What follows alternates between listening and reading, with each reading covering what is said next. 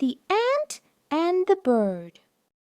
Arnie, the tiny ant, and Betty the bluebird were best friends, even though one was small and one was big. One day, Arnie slipped into the deep river while searching for food and cried for help. Betty was flying high above.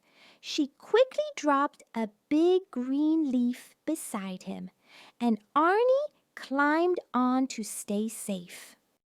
Later that day, Betty didn't see a hunter trying to trap her. Arnie rushed over and gave the hunter a big bite, making him drop the net.